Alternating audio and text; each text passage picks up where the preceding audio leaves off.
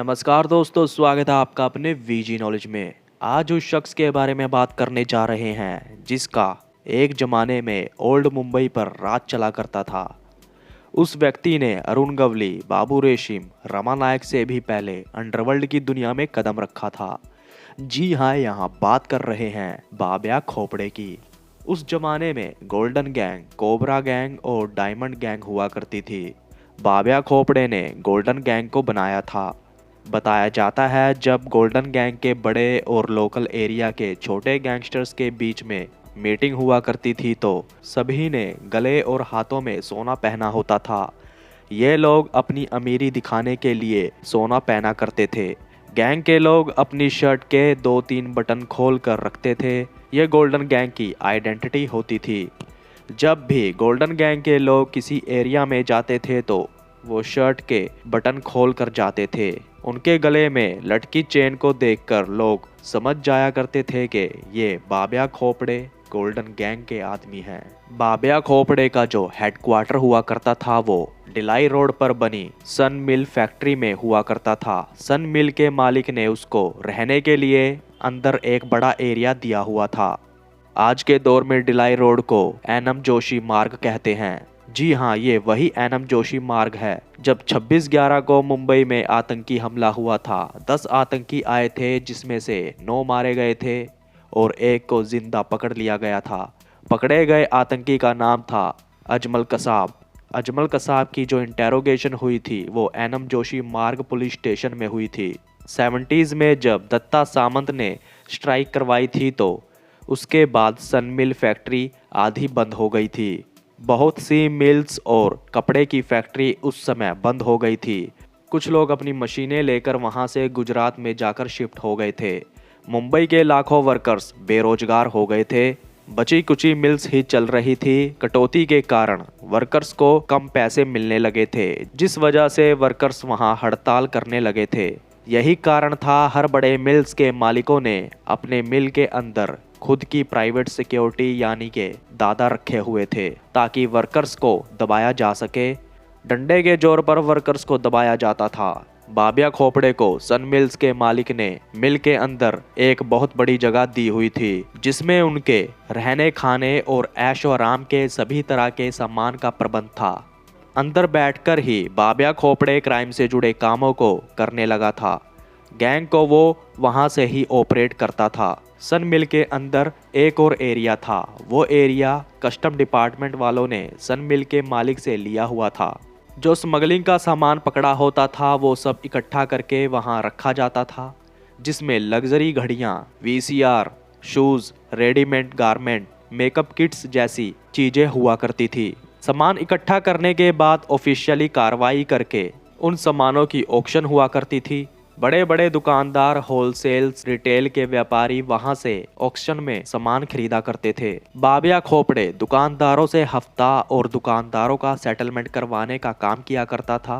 Smugglers के लिए लोगों का इंतजाम भी बाबिया खोपड़े किया करता था। वो लोग स्मगलिंग के सामान को एक जगह से दूसरी जगह पहुंचाने का काम किया करते थे। इस किस्म के सारे धंधे बाबिया और उसकी गैंग सनमिल कंपाउंड से चलाया करते थे। सालों तक काम करते करते इनका काफ़ी नाम होने लगा था। लड़ाई झगड़ा, मारपीट अक्सर बाबिया खोपड़े की गैंग के लोग करते रहते थे। 1984 में सनमिल्स कंपनी के पास ब्रिज उतरते ही वर्कर्स कॉलोनी हुआ करती थी। वहीं दत्ता सामंत यूनियन का ऑफिस भी हुआ करता था। वहीं मिल और कंपनीज में हड़ताल कब और कैसे करनी है उसकी प्लानिंग हुआ करती थी। मिल के मालिक इससे काफ़ी परेशान थे। वो चाहते थे कि ऑफिस को वहां से खदेड़ा जाए। वहां क्रूड बॉम्ब का इस्तेमाल कर ब्लास्ट किया गया। उसमें दत्ता सामंत के 3 वर्कर्स मारे गए थे और काफी घायल भी हुए थे। पास से निकलती एक लोकल बस का भी काफी नुकसान हुआ था। ये काम बाबिया खोपड़े और उसकी गैंग ने किया था। 1984 में बाबिया खोपड़े की शादी होती है। मटुंगा एरिया के पीछे रेलवे वर्कशॉप में एक बड़े से हॉल में बाबिया की शादी हुई थी। कहते हैं शादी में सिविल ड्रेस में पुलिस भी मौजूद थी। बाबिया खोपड़े की वाइफ की उम्र बाबिया से 5 साल बड़ी थी। इस बात का वहां शादी में जिक्र भी हो रहा था, मगर शादी अच्छे से हो गई। किसी प्रकार की शादी में अड़चन नहीं आई। बाबिया खोपड़े का धंधा धड़ल्ले से चल रहा था। वहीं रमा नायक, बाबू रेशिम, अरुण गवली, छोटा राजन के भी धंधे अच्छे से चल रहे थे। इन सब की बाबिया से अच्छी बना करती थी। आपस में उनका कोई लड़ाई झगड़ा नहीं था, मगर इनके पड़ोस वाला एरिया जो थोड़ा दूर था, जो के दादर और अगरीपाड़ा के कॉर्नर पर एक एरिया है 144 टेनामेंट, वो अमर नायक और उसके भाई अश्विन नायक का एरिया हुआ करता था। दोनों गैंग का एक दूसरे से टकराव होता रहता था। दोनों ने एक दूसरे के आदमियों को मारना शुरू कर दिया था। जैसे जैसे समय बीतता गया, बाबिया खोपड़े को अमर नायक का सामना करना मुश्किल लगने लगा। पुलिस वालों के साथ अमर नायक के अच्छे लिंक हो चुके थे। अमर नायक अंडरवर्ल्ड की दुनिया में एक बड़ा नाम बन चुका था। उसको रावण ऐसे ही नहीं कहा जाता था, उसमें दिमाग भी बहुत था।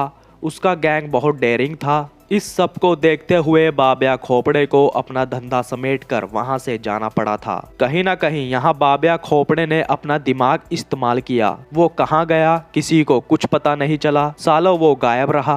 कहते हैं जब भाई ठाकुर और उसके लोगों को तारीख के लिए पुलिस वैन में मुंबई जेल से पुणे लाया जाता था, तो वो खाना खाने के लिए एक ढाबे पर रुका करते थे। ढाबे के मालिक की पुलिस वालों से अच्छी जान पहचान हुआ करती थी। वो बहुत से क्रिमिनल्स को भी अच्छे से जानता था। भाई ठाकुर से भी उसकी अच्छी जान पहचान थी। खाना खाने और लोगों से मिलने के बाद भाई ठाकुर वहां से चला जाता है अपनी तारीख भुगतने के लिए। लेकिन एक शख्स वहीं बैठा था।